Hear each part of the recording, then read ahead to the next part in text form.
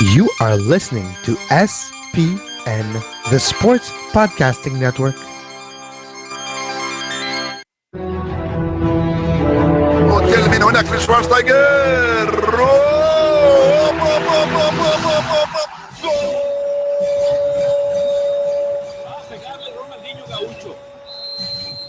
Ya lo hace, pierna derecha, directo al arco, golazo, golazo, golazo,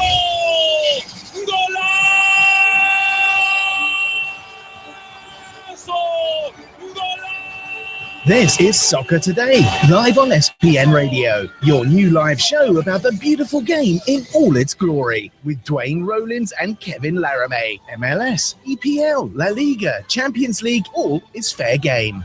Powered by the Sports Podcasting Network. Visit us at sportspodcastingnetwork.com. We should set up a special service for our Patreon subscribers where they get to hear us when we're preparing for the show. They get to hear behind the scenes, off the mic stuff, because then they could have heard our passionate talk about the American political election just moments ago, Kevin. Yeah, it's not going to spill over to live on the air. The only thing I will say is, please, our American listeners, brothers of the South, please go vote. Go vote south of Canada. Please go vote in the United States next Tuesday because, well, the world needs you to go vote. Vote responsibly, though. Anyway, whatever. And we'll leave it at that. Well, we're Canadian, so like this would be if people call us the 51st state derivatively or divisively. They say that. If we were a state, we'd be so blue, we'd be entering the levels of I don't even know what, like kind of a rich blue is what Canada would be. We're so far left of you that we can't even see you half the time. But at any rate, that's neither here nor there because we're talking the football, the soccer, the sacker. Yeah, sport. You know, the ball that you kick around on a grass pitch, usually on a grass pitch, sometimes on a plastic one. MLS playoffs this weekend, right? Yes, precisely. It's going to be an interesting weekend. It's the New York battle of it's like the War of 1812 revisited or so, like New York State battling lower and upper Canada. It's a lot of fun times if you want to look at your history there. And apparently, go New York, stand with New York. If you are from the New York area and you read the newspaper this morning in your commute, you have seen the joint ad of New York doing, which kind of feel like watching two sisters kiss on that page. Yeah, we might talk about that a little later on, but certainly they're trying to promote that. Lots of fun stuff going on there. It's a real shame, isn't it, that you can't watch both games? Like I don't understand, and I think we do have a block there, like a short block that we're going to talk about, sort of the marketing of that and around that ad and stuff like that. But just real quickly, it is a shame for sure that you can't go down there. And I know some people. Like I said, I know someone who's actually traveling. They're leaving today, and they're traveling to Indianapolis to watch the Indy 11 v FC Edmonton game, and then they're going to drive up to watch. They were hoping to see both of the games, but unfortunately at this point, they're going to prioritize seeing, because they're Toronto fans, they're going to prioritize seeing TFC NYCFC, obviously. But it would have been kind of one of those epic road trip stories if they could have done, an NASL playoff game and two MLS playoff games in the same weekend. What? An NASL playoff game? What's that? Postseason. Okay. Now I get it. Yeah, precisely. And if you are interested in an NASL a preview of the playoffs, the postseason, pardon me, we did have a great guest yesterday, Alex from 55-1. I'm not going to try and say his last name again until I have him on again. So if you want to listen to Alex Schieferdecker, there you go.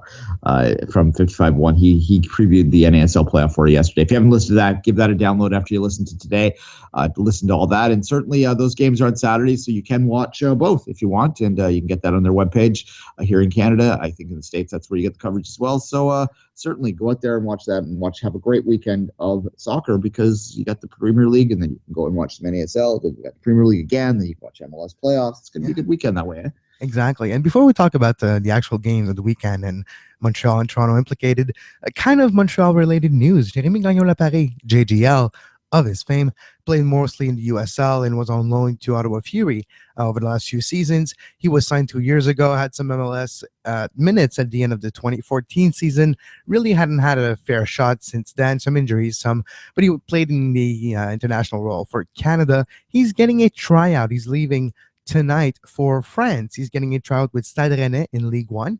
So we'll see there. And when he was asked if he was still under contract, if he still had a contract with the Montreal Impact, he brushed that question aside, said he'd rather not talk about it right now. So hopefully he has some opportunities, because he mentioned he's going to get that tryout, and maybe that tryout, if it doesn't work out there, it's going to lead to other opportunities and other doors opening for him.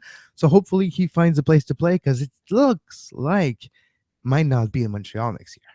Yeah, Ligue sounds pretty ambitious. That's what I wrote. My response to you when you said that to me was, well, that's ambitious. Yeah, but Stade Rennais is not necessarily a top club of Ligue 1, but still, it's a Ligue 1 team. Yeah, precisely. And obviously, Canadians would wish him. I think most Americans would as well. Everyone wishes a young player well if they try and go overseas. So certainly we hope that works out for him. But as he says, it's more about getting over there and getting a trial, sort of getting your feet wet. And if the chance there, worst case scenario, they will have contacts and sort of be able to evaluate him. Well, you know what? Maybe you're not quite ready for us, but yeah, but you might be able to. We have friends on this team here that we can they might be able to use them, and you can use those contacts to sort of keep spinning it there. I've always felt Ligue 1 is an underutilized resource for the North American player, particularly the Quebec player, because of the language. Obviously the accent is a bit different and all that jazz, but you can do better in France than maybe I could. So that seems to me like a logical place for young Quebec players to try and get into overseas. And certainly we wish him well, Kevin.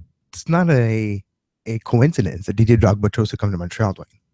Yeah, being a francophone. So being a francophone, Didier Drogba, it's not a 1 + 1 = 2. But you're right. It could be a potential market. We have seen in MLS too, French players of Ligue 2 or even of southern, more like bottom leagues have success in MLS. We've seen the Coquelin, the Parinel, the Sun Kamara, the Aurélien Collin, of course, Thierry Henry, well, of course, Didier Drogba. So no, it is a road maybe that the Impact should take advantage more often, but it'll be interesting. Speaking of the Montreal Impact, Duane, Bernardello still hasn't practiced. We'll see if he practices today. Team probably leaving tonight, I believe. And Bernardello, Mauro Biello, the coach of the Impact, always says if you don't practice, you don't play. A calf problem for Hernan Bernardello. That's why he asked to be subbed off Sunday in the game before the 60-something minute. He has to be subbed off. He felt that pain in his calf, and we'll see how he feels for the weekend. It could be a big injury for Montreal. He is performing a maybe undervalued role with the Impact right now, being the guy in front of Donadel and being able to next to Patrice Bernier, a little higher on the pitch with not as much defensive responsibilities, but responsibilities of winning the midfield battle and getting that ball to transition quicker or to stop runs of the opponents in the transition, especially against the Red Bull. So we'll see if Bernardello is fit for that match. Is highly likely. Substitute would be Callum Malice to start in his place. So we'll keep an eye on that aspect. And the Didier Drogba Mancosu practice, Didier left a little earlier than his teammates. He stopped training maybe about 10 minutes before the rest of the team. But we'll see how the Drogba, maybe on the bench situation, goes for Sunday. Yeah, precisely. On the Toronto front, they're actually a bit of luck there that one of the keys to this success in the playoffs so far is they actually are pretty healthy. And, there's a few long-term injuries that Ashton Morgan has disappeared again, but that's poor Ashton. He disappears every year for long stretches, so he's out of the mix. But other than that, they're pretty healthy. Quickly back to the JGL, one last thing. One of the things that I've heard people that work in both MLS and Ligue 1 and have experience, Greg Vanny, of course, here in Toronto, played in Ligue 1, so he understands it pretty well, is that they find that in France, it's more technical. It's more about skills than it is about the athleticism. So players over there that have technical skills that maybe aren't as good enough athletes to participate and do well in MLS can succeed over there. It seems counterintuitive that you might not succeed in MLS but be okay in a league like Ligue 1, but that technical versus athleticism divide sort of speaks to that. Is he a player that you think might be able to do well with a slower paced, more technical league, Kevin? He does fit that description, not being the tallest, not being the biggest of what you mentioned. He has great skills on the ball control. He likes to transition. When he raises his head, he's able to pinpoint passes. So you might have something there, maybe Ligue 1, maybe training there, maybe the maybe you'll impress the coach enough to maybe get a fair shot. You might be onto something there. Yeah, precisely. And that's players going the other way. Like certainly here in Toronto, we've seen guys like Perkis and the other fellow that's names escape me right now that we cut in the offseason. Back to Wees now. I forgot his name too, but finished by A, so something A. Yes. Anyway, the athleticism is what bit them in the butt. So I love Perkis. I think Perkis was good enough to play in Major League Soccer. He was just overpaid to play in Major League Soccer. Yeah, and let's face it, he didn't retire. He's still playing. He was not he's playing at a decent level. And he's playing in the championship. He's with Forest. Like it's very high level. Yeah, and I still have a soft spot for Damien Perkis. I feel that he as we all know, he was overpaid. So there you go. And if you're wondering why I know off the top of my head where Damien Perkis is playing, we thank EA Sports and FIFA for all their contribution to my soccer knowledge. There you go. Well, or me too, because Football Manager, who just out yesterday. We thank them for Duane's soccer knowledge. Yes, I haven't downloaded the new version yet, although it might happen at about 1:00 this afternoon. I'll review it next week. Don't worry about that, guys. I will download the new version this week, and I'll give her a review for you. So the FIFA 17 review is coming. I'm just actually trying to find time to finish my thoughts on paper and record it because it's a extensive FIFA 17, and I want to do it justice. Fair enough. All right, couple minutes left in this block here. Just speaking as an observer of the Impact, a fan of the Impact, even Kevin. How are you feeling heading into this weekend? Are you any more confident, any less confident that you were at the start of the week? I'm gonna compare year to year.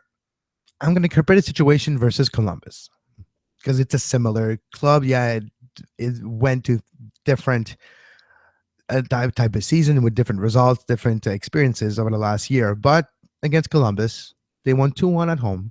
They have that one goal advantage, but they conceded that away goal, which literally led to their downfall in the return leg. This time around, even though they're facing probably a better club, but there is similar situation. Columbus finished highly last year, where they're one, if not the lowest seeded team left in this round of playoff, but they're going with a bigger advantage. Technically, percentage-wise, there's more percentages, there's more result possible that would see the Montreal Impact move on than would see the Montreal Impact be eliminated. That being said, the Red Bulls, we all know that it's not equal. The first leg doesn't equal to the second leg. Things change, things evolved. Injuries on one side or not, the entire week of preparation, you just seen the team play. You can adjust your team accordingly heading into the return leg. You now have the home field advantage with a rocking Red Bull Arena on Sunday. That will lead to a very tough game for Montreal Impact. So as not being equal, the return leg, even though statistically speaking, the Montreal Impact have more percentages, more odds of moving on than being eliminated, you still feel that one goal only advantage might not be enough, especially if they let a goal in early. Then it's all to play for. Yeah, look, I feel that the way the Impact need to approach this is they have to stick with their game plan. That's kind of cliche to say that, but it's key. It is. They need to sit back. They need to defend in numbers. They need to try and get out in the break. They shouldn't completely sit back. They should be trying to get out in the break because, to me, they win this tie if they score a goal. I think the most likely scenario that sees Montreal through is a 2-1 loss.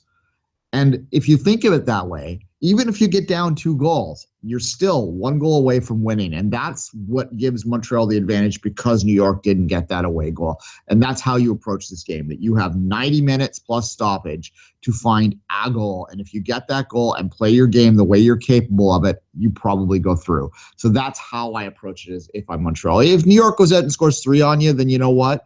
They've earned it.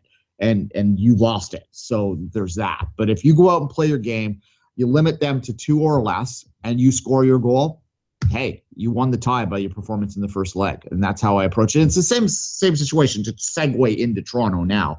They're even better position because of that stoppage time goal at the end. I mean, that felt like it won the tie at the time. We understand logically it didn't, but they're in a scenario where they can allow 3 and only score 1 and go on.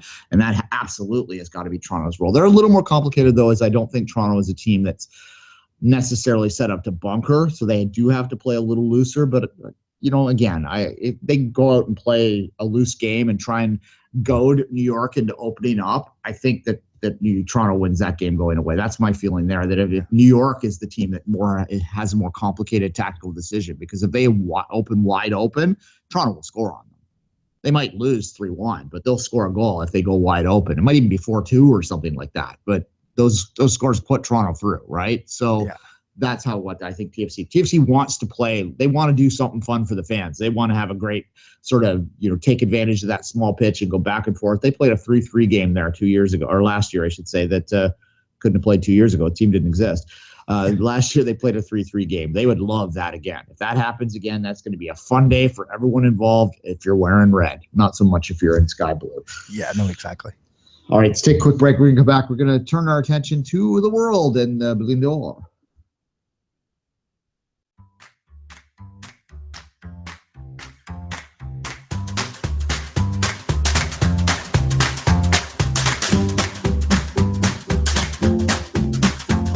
You are listening to Soccer Today, live on SPN Radio.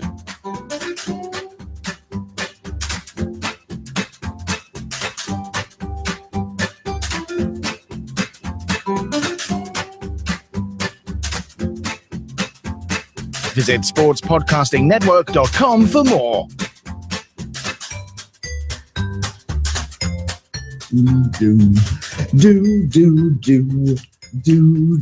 Thanks, Grant, for Friday. Oh, sorry. Where was it? We forgot to thank Grant, but the Ballon d'Or, Messi, Ronaldo, should they be excluded from the Ballon d'Or discussion? Because, it's Messi and Ronaldo. Yeah, that's the thing. I put the poll out today. Today, actually, the FIFA Player of the Year, they've actually split the Ballon d'Or. I can never say it. Dior, the golden trophy. Ballon, like Ballon d'Or. Law, like law. So Ballon d'Or, like door, okay. But a little Ballon less d'Or. emphasis on the or and more emphasis on da. Ballon d'Or. That's improvement. That's Anglo, but we're fine. Le Ballon d'Or. All right, fair enough. The what's it? Ballon. What's that? What's that one mean? That word mean in English? Ball. Ball. So it's a golden ball. Yeah, it's a golden ball. There you go. But more representative is the ball of gold. Like, it has more meaning behind it, right? It's the ball of gold. My Spanish is better than my French, for the record. But let's move past Duane's language lessons and get to your question at hand. Yeah, they've split it up a little bit this year, so there's kind of 2 awards, but they're all going to be the same anyway. Look, yeah. First off, this year, to talk about who's going to win it this year, it's not even a debate. Like, it shouldn't be. It's Ronaldo. It's Ronaldo. He won the Champions League and the European Championship. Yes, he was injured early on in that final, as we remember now. It seems like ages ago, eh? But certainly, you do that, and you're brilliant like he is. There is no question that he will be the Player of the Year on whatever vote you take. My question that I get down to is Messi still number 2, considering that he lost didn't make Champions League final. Still scores brilliant goals, still a brilliant player. There's no doubt about that. And that's why he's likely still going to be number 2. And the name recognition matters in these awards too. Yes. So, yeah, there's no doubt he'll finish number 2, but is he deserving of it is the question. And you factor in the Copa America, the Centennial Cup loss in the final, and you look at the fact that he didn't make the UCL final. Yeah, no, exactly. So when you have players like Neymar, the rise of Neymar, the rise of Suarez, to be honest, too. Like, Suarez has been highly, he's been one of the best players on the planet for the last 3-4 years, but because of his antics, I guess, on the field, he's not necessarily regarded as one of those top players. And there's a lot of players that can be in that discussion. Like, right now, the way players are playing right now, like an Ozil, I was going to say Griezmann. Yeah. Gareth Bale. Yeah. Gareth Bale. That level player. Messi, like, the bridge between Messi and the rest is still there, but Messi needs to be on top form to be always at that level now, not like it was a few years ago. Yeah, look, we had a conversation this morning by text where we talked about this a little bit, and I said to you what I truly believe. I think Luis Suarez is the 3rd best player in the world. And a lot of people will go, what? And they'll get all defensive about that, and it's because you don't like him. you're not a Liverpool fan, or you're not Uruguayan, so you don't like him, and you resist the fact that he is an immensely talented player. I truly and totally believe he should have won the Player of the Year in 2014, based on he single-handedly came within inches of giving Liverpool the title. They had no business being anywhere close to the title chase that year. For God's sakes, Skirtle was playing regularly for them. John Joe Shelby. Yeah, like, I mean, this is a team that obviously the top Chelsea and City had some up and downs years. There's no doubt about that year when City ended up winning it, of course. I had to get that in. But nonetheless, Liverpool had no business being in that mix, and it was basically him. He was unstoppable that year, and to me, he should have been the 2014 Player of the Year. But it was also, Rodgers. If you think about what else happened. Yeah, under Brendan Rodgers of all coaches. Yeah, he was never going to happen because, bite. And that's what kills Suarez. And he's never going to win a Player of the Year award because of that, because there's not a lot of people going to vote for him. But I do think that he is the third, consistently the third best player in the world by my minds.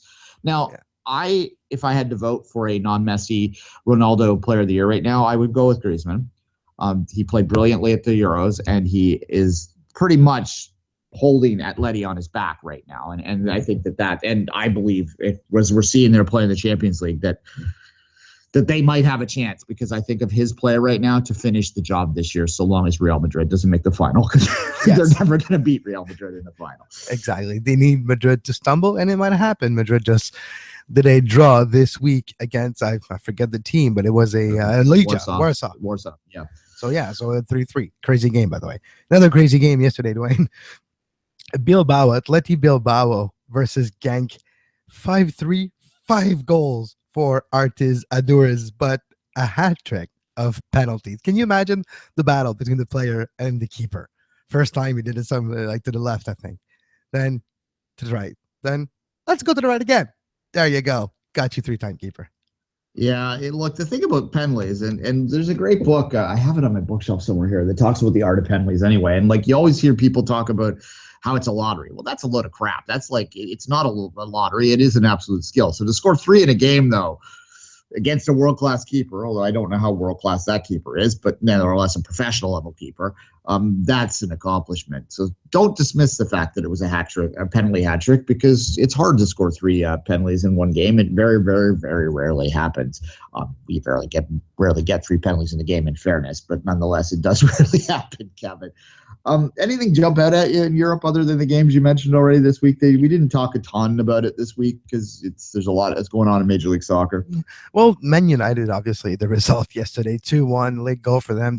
The reaction of Zlatan when he grabbed that Fenerbahce player by the neck / close to the throat, with a lot of hatred in his demeanor for facing that Fenerbahce player. It's kind of sums up United season lately. It kind of sums up the feeling. You look at Mourinho, which he looked like he just had a newborn baby. He hasn't slept in like 20 years. That's how he looks right now. Doesn't seem happy, doesn't feel like it's going well. And if you read what's going on out of Manchester, that the fact that he's still at the hotel, not really committing to buying a place, he doesn't like not having his family close to him, and all that type of stuff. And you add the result of the games lately, maybe what's going on in the locker room, players like Ibrahimovic, who are struggling to get anything going, not finding their finishing touch that he usually have. Granted, the opposition is better than he faced over the last few years, but you've seen players like this who trying to test them, trying to see if they still got it at the 35-year age, and it's difficult for them. And you have the Rooney situation involved as well, and the Pogba not performing as much as he should have for the price tag. It's very interesting to watch what's going on with Man United in the last few weeks. That certainly interesting is the way to put it. Yes, they're still a team. Look, I'll take the hat off for a second and I'll talk objectively. There's still a team that has a baseline talent that should put them in the Champions League spots in England, and should absolutely get out of this group. Although right now, with 2 to play, they are not in a position. They are third in the group. They would be eliminated in the group stage of Europa, which they may prefer, because that will allow them to focus on getting back to the Champions League next year. But Duane, the winner of Europa League goes into Champions League the next season. So if the league doesn't look that good, and the shot of them being fourth, which might dwindle over the next few weeks, maybe Europa League is the way to get your ticket to the Champions League next year, because you might finish outside of fifth. Yeah, no, there is that option too. You have to win the whole thing, as Liverpool knows. Liverpool had a game to go, and they did not make it, so that was unfortunate for them, and they are completely out of Europe this year, obviously, which is a rare occurrence for that club. But no, certainly, you talk about Zlatan. There was a lot of obviously press about him. He is a player that everyone likes to talk about. The lips flap when he does anything. But I found it interesting this week that Opta came out with a stat. They released a stat that shows that the Zlatan has missed the most clear-cut chances in the Premier League this year. So basically, if you're an MLS fan, think of that as the Chad Barrett Award. He has missed more sitters than anyone else. Or for the new generation, the Kyle Larin Award. Yeah, sure. Yeah, Kyle Larin for Canada. Yes, the Kyle Larin National Team Award. Yeah, exactly. And that's startling, because Latan's always been known as a guy that if he can do one thing, it's score, right? Like he's the Wundergoal kind of guy. And for him to be missing sitters is something that's really startling. And we've seen it. We've all seen it with our own eyes. So it's not surprising when we see that stat jump out from Opta that he has missed the most what have been designated as goal scoring chances. Like basically the stat is like a goal that should have been scored that wasn't. So they have a statistical evaluation that shows that the ball's in a certain location at a certain time, blah, blah, blah, blah, blah. You know how Opta works. It's kind of hard to explain and quickly. Yeah, but it's all by probabilities, which a goal that usually score over, I think, is 80% of the time is considered a clear-cut goal opportunity. Yeah, it's clear-cut misses. So it's the stat there.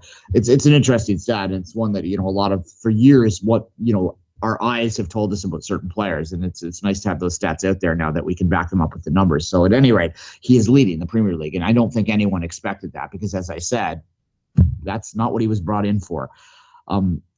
Strikes me, and again, to go one more thing, and we're on United now, so we might as well continue on it. It's like, and yes, I say it every time, we all know what my bias is, but I think most United fans can understand and appreciate this too, is that United has lost its way. They are no longer acting like Manchester United. I joked with a United fan after they won the faux derby, and congratulations, United fans, for winning the faux derby. That they had become us, is what I said to him, meaning that basically the two Manchester teams had flipped positions, in the sense that suddenly City is playing a derby game in the League Cup, and they're dressing their kids and trying to take it in stride and trying to put it in perspective, whereas United's putting their starters out there and going, to the wall to try and get a win in what is, ultimately the least important competition in England, to the detriment, likely, as they got a 0-0 3 days later, to their season. That's something City would have done 10 years ago, and now United's the team doing it. So that's kind of how I see this. It's it makes me happy. I'm not going to lie as a partisan, but as a critical observer, you wonder why they've lost their way. Why are they doing this? Why are they bringing Mourinho in and trying to sign 34-year-olds? How old is Zlatan? He's 34, 35. 35, and if not very close to 35, but I think he turned 35 this year. Yeah, they're signing 35-year-olds. Like, why? Like, that doesn't make any sense. That has nothing to do with what made United great. And I can acknowledge that United was one of the greatest clubs that ever played this game for a 25-year stretch, but that is past tense, what I just said. They are just another club in England right now that is struggling to get up near the top, and if they don't change their way and get back to what made them great again, I think it's going to be a long climb up. Yeah, that's but not true, but the landscape of where they are changed over the years too, which what I'm saying is that might not be that far off of what they were doing, but the rest of the ocean was doing so much to catch up and eventually overpass them that they were stuck where they were. And then if you do that, you're actually going backwards. You know what I mean? If you're standing still in the world of professional sport, you're actually going forward. You're going backward because everybody else is going forward. So when you're looking at how United is approaching it, they need more Rashford. They need more academy players. They need to trust the young guys. They need to have more Beckham, more Ronaldo, more players that are young, up and coming, and become star in United. Then they do sell off and get a whole lot of money to then eventually do more of that. And that's what they haven't been doing over the last 5-6 years. Yeah, well, they're youth program, and they are being there are good articles out there if you're interested in this stuff, talking about how again, to make this about Manchester, to make how City has bypassed them in terms of getting the local talent, the local young talent, that the academy, the City Academy is doing much better than what the United Academy is right now. And that was the backbone of what made those great United teams. Their treble team is largely based on players that they developed themselves. This is a story that most of you know, but if you don't, it's out there, and it's one of the fabled tales of English football is that young team that won the 99 treble for Manchester United, and it just doesn't seem like they're anywhere close to that. They may get up and compete for a title in England again sometime in the next 3 or 4 years, but to be amongst the great teams in the world, they're a long ways off. All English teams are right now, but United is even further behind the others, right? And that's something that I don't think any of us expected that we'd ever live to see. Honestly, I didn't. I thought United would be a great team amongst the world's greats, the thorn in my side until the day that they put me in the ground. And it's not happened. No, true. All right, let's take a quick break.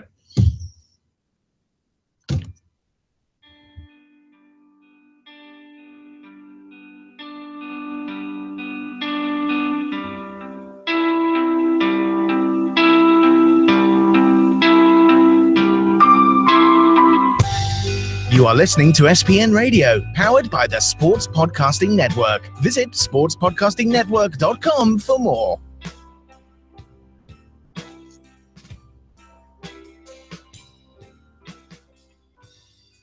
St. Clair, they've got a new album out. Check them out.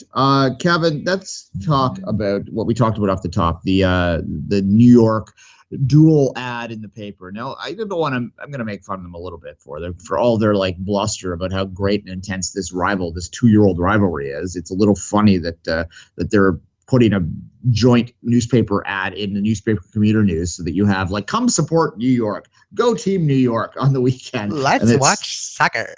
Exactly. It's split down the middle, and you have half of it's a Red Bulls and half of it's an NYCFC ad. And, everyone who's in the MLS bubble is like, what the hell? Like, I thought New York was red or blue. They can't be purple. There's no such thing as a purple New Yorker. I heard that the other day. Dan told us that the other day. There's no purple New Yorkers. Well, they're clearly trying to find some purple New Yorkers with this ad. And that Leslie Jones of this world. Because, yes, from Saturday Night Live and Ghostbusters fame, Leslie Jones has been live tweeting the games last Sunday, and it was hilarious. Her talking about how she thought Mauro Biello was really, really fine, and how other players were like, wow, I'm discovering something here. And then the entire soccer world just went with it.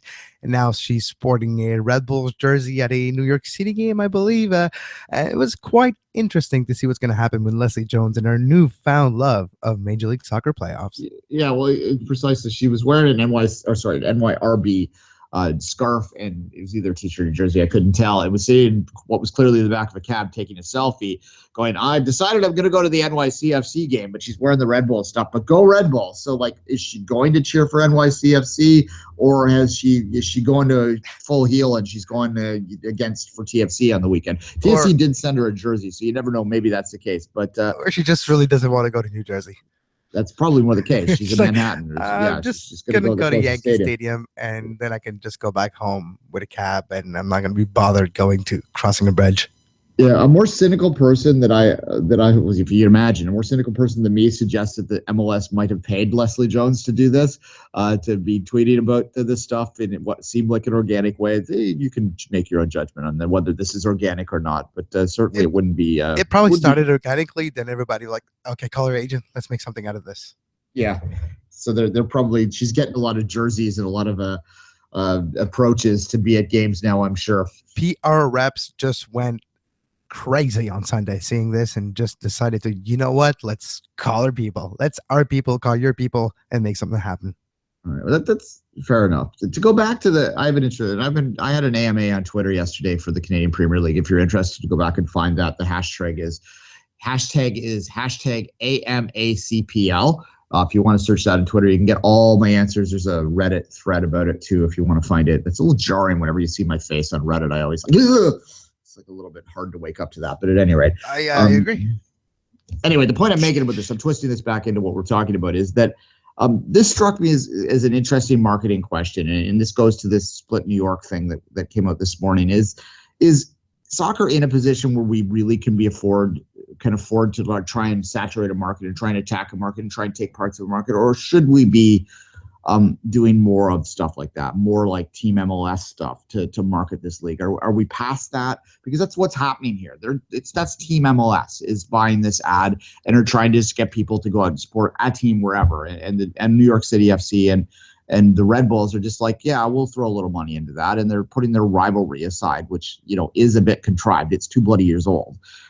To try and sell this. And I was thinking this within a CPL, a Canadian Premier League status as well, is that when we get into the market here, I think the instinct of a lot of people with the Canadian Premier League will be to be like, we're not MLS. We're going to do the NASL thing, right? Like, come, if you don't like MLS, come here. Screw single entity, even though it might be single entity here. Screw whatever, blah, blah, blah. And they'll try and do that thing. But the more I get closer to it, the more I think that the answer to marketing that league is to go, you know what, support local soccer. We want TFC to win. I'm talking about, like, let's say the Toronto Blizzard. Let's say I work for the Toronto Blizzard and I'm on their social media. I'm going to wish TFC good luck in their MLS games. Going to go, we'll see you in the Voyageurs Cup, but you go get them today. Because I think that's the way to do it. Because I think there are more, so to speak, purple fans out there than we let on. Old fans that are open to watching local soccer and just want to watch it at a high level, whatever. Dan said that there wasn't any fans out there that go to both.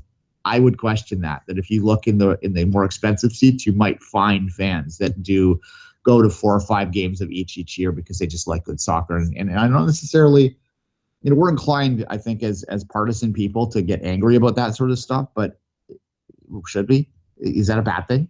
Yeah, interesting. No, it's interesting because if you're looking at the other leagues, how they portray themselves, they do have rivalries, but they usually have a side. You never really see a league-wide push to just watch hockey or team American football. No, you're right. You don't need to. But do you hear, hey, watch Team Ultimate Frisbee? You don't either. Yeah, well, I mean, Ultimate Frisbee doesn't have a league, so we'd have to. No, Duane, it does. So it does. There you go. Okay. Yeah, there's a team from Montreal. No, so there you go. Yeah, well, they don't have a league that's very popular because I didn't hear of it until right now, and I have a show that I would talk about stuff like that. We should book them. We should talk to that. Okay. Look, there's Soccernomics talks about this too, about how the idea of the fan that has one club for life is something that we're seeing less and less of that. Certainly, if you look at the differences in fandom between North America and Asia, for instance, you'll see a lot more open-mindedness towards sort of being a fan of a sport and a fan of excellence in that sport and sort of just cheering for good teams. And that's something that's foreign to us, literally and figuratively, here in North America. When you're talking about, like, we make fun of it. There are parody accounts there's a parody account out there that's a guy that's supposedly in Asia that cheers for United and City and, occasionally Chelsea and occasionally Barcelona, whoever's good. And it's meant to be parody, but there's an element of truth to that. There are fans like that out that like that. And I think that we sometimes are close-minded to the different ways of fandom that exist. And this idea of trying to bring up the whole level of the game by dual supporting NYCFC and NYRB, I don't necessarily have a problem with it. Although I do understand, as someone who has deep partisan roots in the sport, how it's easy to make fun of it as well. Kevin, where do we go from here on that one? I know one area. Like, we're in Canada. Does the tri fandom exist in this country? Are there Two Solitudes? Let's go Montreal. Let's go Toronto. No. Montreal fans are actually probably cheering for Toronto to win just so Montreal fans can beat them. Like, well, not the fans themselves, sorry about that, where Montreal, the team, can beat Toronto in the playoff once again. That's probably the feeling. So they're kind of cheering for Toronto at best. So you know what? Go Two Solitudes.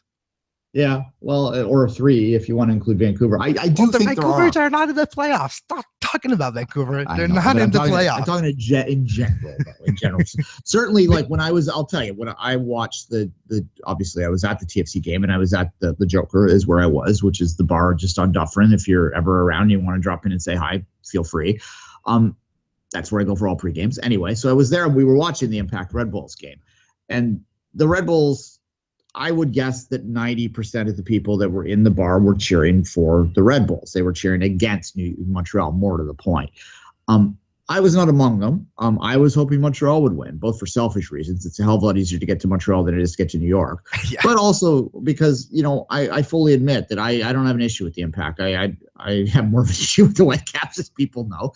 But it's even there. It's like I want the Canadian players to do well, and ultimately having the Canadian teams do well has softened my rivalryness with the Canadian teams. And I think there's more of people that are inclined, at least my level, where they have a team of the three that they cheer for, but that they're soft, that they're okay with the others winning. I've even seen a few Vancouver fans out there that say that they're kind of cheering for Montreal and Toronto, that must be really hard for them, because they do tend to like to play their chip on the shoulder at there pretty high.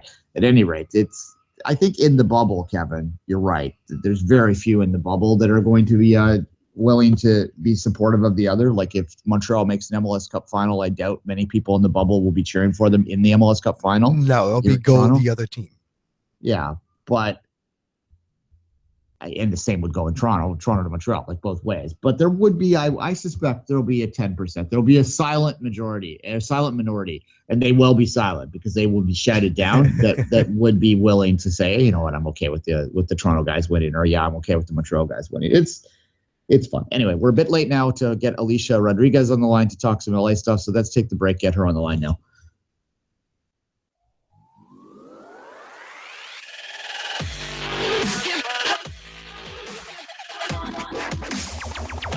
You're listening to Soccer Today on SPN Radio.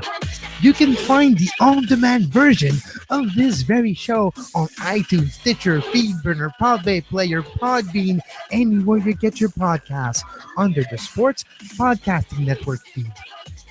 Subscribe to our YouTube page to make sure you never miss a live show talking about soccer today, the MLS postgame show, open lines after dark, 5 rings daily during the Olympics. Make sure you subscribe and give us a follow on Twitter at SportsPodNet and like our Facebook page, facebook.com/Sports Podcasting Network. Joining us from the Angels on Parade and MLSsoccer.com, Alicia Rodriguez. Alicia, how you doing today? I'm doing great, guys. Thanks for having me on. Hey, Alicia. Alicia, you've changed the name of the blog there, obviously, to reflect the change in the teams. But if you ever do win the championship, you got to promise me that the title is going to be GOAT on Parade, the greatest of all time. You okay? Yeah. All right. Well, yeah, we'll see about that. I would love to have a championship. So if we get that, then we're all good. Yeah, I would definitely consider it. All right, fair enough. Quick question. Before we had you on the air, Kevin and I were talking about the idea of fans that cheer for more than one team and more than one team in their market. And this relates to in New York, there was an ad today in the commuter newspaper, which was sort of trying to play Team MLS up, like sort of like come cheer for New York. And they had a split ad between the Red Bulls and New York City FC. Do you think that type of fan could exist in LA, that there will be fans that will cheer for both of the teams? Is that something that you could see happening? Well, it's something I did see happen, at least with when Chivas USA was around. I saw, when there were rivalry games between them and the LA Galaxy, there would always be, mixed families, people wearing all kinds of different gear. I'd see people wearing gear of both teams at once. I think that, for a large portion of sports fans, following your one single team is the guiding principle in your fandom, and that's okay. But I think that often forgets that there's a lot of other people who kind of mix and match, and I grew up here, but I moved to this place, and so therefore I have interest in multiple teams, or I just want to watch good soccer, so I'm going to watch both the teams in my market. I think. Obviously, it's not going to be the hardcore folks, but you're going to find a proportion of people who are checking in on what's going on, who attend games sometimes, are going to be people who like both teams. And, I think on some level, we can't turn our noses completely up at those folks, in my opinion. Yeah, well, and Speed, that's a segue into in your backyard right now, where there is, well, not in your backyard this weekend, but certainly there is a team in your backyard that is going to be competing in the Major League Soccer playoffs right now. That is competing in the Major League Soccer playoffs right now. Of course, the LA Galaxy, which are always in them, it seems. what are your thoughts on the Galaxy so far and their run once they added Donovan to the mix?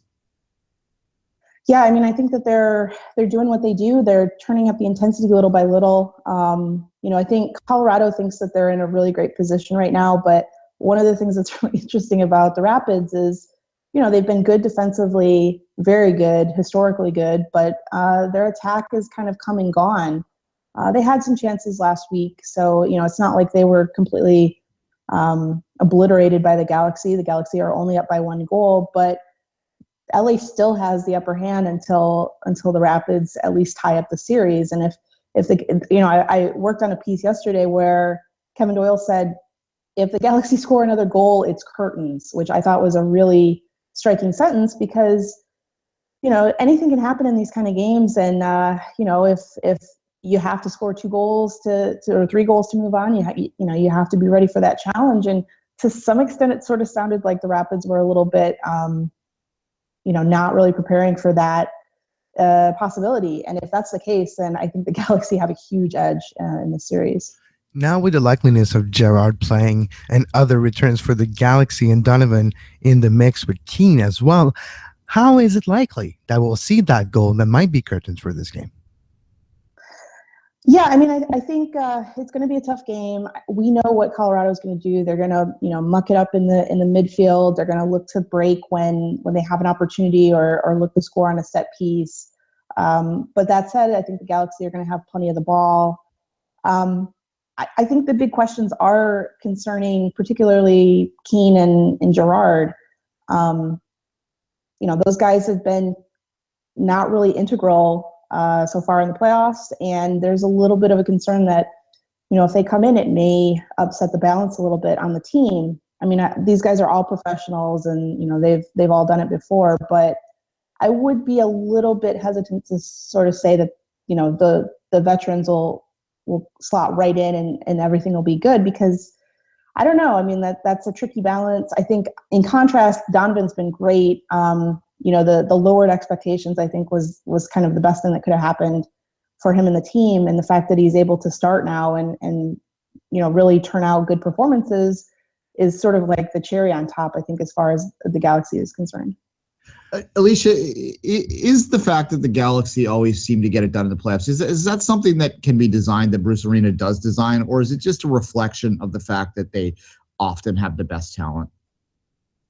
I think it's a little bit of both. I think you see with other teams that have had, big name players that, try to assemble a roster where there's a handful of really top guys and then a bunch of role players around them. But it's a really tricky balance. And I think it would be one thing if it had only been a year or two of watching the Galaxy do this and watching Bruce Arena's teams do this. But we've seen this throughout his career. We've seen this throughout his LA run, where, I mean, they're very consciously, building up for the playoffs and are willing to punt on games, are willing to punt on other competitions at times, if it means that they're ready for the playoffs come season's end. So it's a mix of both, but I think that they very deliberately sort of plot out their season to try and get the best out of themselves come playoff time. When you're looking at the other teams in the Western Conference in the playoff, Alicia, anything that caught your attention, anything that surprised you in the first leg last Sunday? Well, certainly the deficit for Dallas, I think, surprised me. I think we all knew that the Sounders were capable of having a breakout game, and even without Clint Dempsey on the field, they have long been a team with those kind of moments where they can really bust out and do something significant in just a few minutes, like they did against Dallas. And I know that Dallas, despite being the Supporters' Shield winners, despite winning the Open Cup, were sort of devalued, I guess, as a MLS Cup pick because of the injury of Mauro Diaz. And take nothing away from that, that's obviously a big deal. But I was pretty surprised, considering how good Dallas's defense has been this year, how steady Chris Seitz has been, that they gave up 3 goals on the road and they have a huge mountain to climb. And, it would really be a historic result if they were to overcome it. And, all signs point to them not being able to do that. Yeah, which turns our attention to Seattle and what Seattle's doing. Schmeitzer obviously given the full-time gig yesterday. I think they kind of forced Seattle into a corner with that one. I'm not sure it was their first choice, but obviously the success he's had. What do you think of the Sounders right now? Is it just about Ladero? Is it just about adding that key piece, and that's how thin the lines are in Major League Soccer, that they suddenly go from also-ran to contender? Yeah, I mean, I think the coaching change, I think it seems like it did more psychologically than anything else. I mean, I don't think that it was necessarily that Schmetzer came in and had all these amazing ideas about how to play soccer that they suddenly, had not had before. I think it was more just they needed a change, and this happens in all sports and can happen with terrible coaches and successful coaches where the team just needs a change. And I think that was clearly evident. But yes, Lodero, from what we've seen of him so far, obviously a small sample size, he's the kind of player that can break a game open and get it done in the biggest moments. And so far he's been able to do that to get them into the playoffs in the first place. And then this past weekend to, help set them up to likely get them to the Western Conference Finals. So, yeah, I mean, I think that the margins are really thin. I mean, we're going to see next year one of the good teams be not so good, and we're going to see a team that we didn't expect to be really good, and that happens every single season in MLS. And that's just another manifestation of that, in my opinion. All right, taking a brief step away from the playoffs before I let Kevin get back to it. Obviously, there is a coaching question in LAFC, which you follow closely, and there is a coach that's from that part of the world that is in pretty high demand, I would think, although it does seem like both Atlanta and Minnesota are prepared to bypass him. That, of course, is Sigi Schmidt, the former coach of the Seattle Sounders. Do you think that might be the way LAFC goes? Do you think that Schmidt might resurface there in a year? I think it's entirely possible. Like you said, he's from LA. He has connections to people in the organization. He obviously has a good track record in MLS. He did good with a high-profile expansion team with the Sounders. So on paper, it makes a lot of sense. I do think that the team is probably going to do a coaching search, and I think they're going to, explore some options. I don't necessarily know if it's going to be a slam dunk. They're definitely going to go in this direction. I think it's certainly something they're considering, and something that is going to be a big candidate for them, but not necessarily somebody who they're going to run to right away. I think they're going to take their time and kind of see what the options are and then make a decision from there. So I think it's possible. I don't think it's nailed on. I wouldn't put any money on it at this point. Being a year away from the beginning of truly the off-season preparation for LAFC for their first season, how do you expect things to unfold until then? When do you expect maybe a coach or some, not necessarily players, but at least a direction that way? I think the coach is actually going to be the hardest thing to set up potentially. I mean, if it's somebody like Schmidt who's out of a job right now, I mean, obviously they could announce him tomorrow if they wanted to. But if it's a guy who's under contract, if it's a guy that needs to get out of a contract, I mean, it could take quite a long time potentially, and they may have a person lined up waiting for that contract to be dealt with, or they may be, looking around. So I think the coaching situation is something we have to bracket for the moment, because it depends on the person that they ultimately decide to hire and kind of that person's situation at a given time. I do think it's pretty likely they're going to start signing players next year. If they follow the example that the other new expansion teams have given, most likely the first signing is going to be a DP, somebody to try and bring in some attention to the team and try and kick things off in a positive way. I mean, I think you saw with David Villa, he was the first person signed by NYCFC. I know that the Frank Lampard transfer thing, took over as far as kind of the narrative in the first season with that club, but David Villa has been fantastic for 2 years. So if LAFC can find, not saying it's easy, but if they can find somebody who is, like that they can start their franchise around, I think, it's a pretty good bet you'll see a signing like that in, the summer, late summer, early fall kind of time of next year. All right, moving back to the playoffs, Alicia, I know you follow the whole league, not just out on the west side. So let's get your opinion on what you're seeing in the East right now. Of the two matches, which of those two teams that are behind by a goal and two would you think have the better chance to overcome it in the second leg? It's probably the popular opinion, but I think the Red Bulls have a better chance to overcome the deficit against Montreal of 1 goal. The Red Bulls are playing at home for the second leg. They're a team that, when they get in a rhythm and they can really start to play, they can score multiple goals in a hurry. And I think Montreal's been really good so far, and I think that they're certainly the leaders as far as the surprise team of the playoffs so far. And I don't expect them to fall apart necessarily, but I think if you're going to go for a team that's going to be upset in the second leg, I definitely think that the Red Bulls, with the stars that they have and the complementary pieces, their comfort at playing at home, and their ability to really dictate the game, something that very few teams in this league do, puts them in the best shape as far as overcoming the deficit. Alicia, what is your thought on the state of the game in the country right now, with everything that's unfolding on the USL level, on the NASL level? I know you follow closely the OC Blues as well. So what's your thought on the exodus, quote unquote, of some teams that want to happen from the NASL to USL? And Sunil Gulati saying that he had productive meetings over the last 24 hours with both side of the professional soccer game, re the future of the game, with the NASL and USL. So what's your thought on the level of like the soccer right now in North America? I'm sure, like you, I'm waiting with bated breath on what details are going to come out of that meeting that Sunil Gulati had with those leagues, because that's pretty fascinating stuff. I think that it's a outgrowth of the fact that growth of professional soccer in the United States and Canada has been, explosive really in recent years. And I think if anyone were to, if we step back to, 2006, if anybody were to predict how many teams we'd have in MLS, and the fact that there would be 2 other professional leagues, men's leagues below that, of, varying health, let's say at this point. The USL has exploded in expansion, almost literally in recent years, and the NASL is not moving quite so fast, but they've been having, a lot of teams come and go, I would say, in recent years. So that's a surprise. I think that that's something we couldn't have expected. And I think at the same time, as somebody who went through a team going out of business, that's a really tough thing to have to endure, to have to sit through as a fan.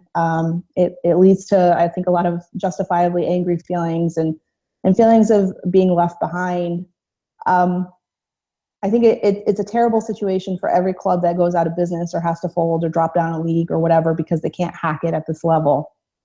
At the same time, I understand that it's a business, and this whole enterprise of men's professional soccer is, at the very least in its adolescence at this point, developmentally. And so there's going to be a lot of growing pains. There's going to be a lot of, movement, positive developments and negative developments. And some of that's going to include teams that are, not going to be able to stick with the project over a long period of time. I think in a lot of cases, it could be avoided. It could be managed better. But I also think that, unfortunately, that's part of the situation we're in. And thankfully, it seems like the right people are in charge to sort of dictate that teams need to be much more responsible about, setting up their operations, making sure that the teams are sustainable, and that, you can really build something over a long period of time. And, time will tell if that's going to, turn out to be the case, but I'm hopeful that we're headed in a positive direction. To continue on that vein, for one final question before we say goodbye, Alicia, I know California is a big place and Sacramento is not all that close to you, but what are your thoughts on the Sacramento model and whether you think that they are a slam dunk to eventually find their way in Major League Soccer? I think the model itself works out great. They have terrific support. They have sustained it for a few seasons. Even, they've never been a bad team in their 3 seasons of existence. I think that's always a good test for a club, is to go through a bad season or two and see how things shake out with the fan base. But, they had a few wobbles this season and the fans stuck around. The fact that they have the cooperation locally, there's not a lot of other competition. The Kings are there, but, there's certainly room for more high-level sports in Sacramento. There's a population there. I think it's great, and I think it's something that is obviously a competing model with sort of the LAFCs and the NYCFCs and the Atlanta Uniteds that enter MLS without a team of its own at all. I think you can do it both ways. Obviously, the projects are considerably different, but you can do it both ways. But I think it's a great thing. I hope that Sacramento ends up in MLS, but from all indications so far, they're not on the priority list right now. They're sort of, in reserve. Yep, they're in good shape, but we're going to set them on the back burner for the time being. And I know that there's some frustration with that in Sacramento, justifiably, but they have a team, they have a pretty successful situation. So I think for the time being, they can keep going and get ready for hopefully that eventual MLS berth. Yeah, I want them in the league like many people because I think that they've earned that opportunity. But I fear that they might become the new Rochester. If you're old enough to remember the Rhino situation there, where everyone thought they'd be in for sure, and well, they never got there. Alicia, anything you want to promote before we say goodbye? Yeah, feel free to check out Angels on Parade. As you guys have noted, I cover LAFC and the OC Blues and kind of whatever else strikes my fancy. So thanks very much. Until next time on Soccer Today and SPN Radio, well, have a great soccer. You were listening to SPN, the Sports Podcasting Network. Visit us, sportspodcastingnetwork.com.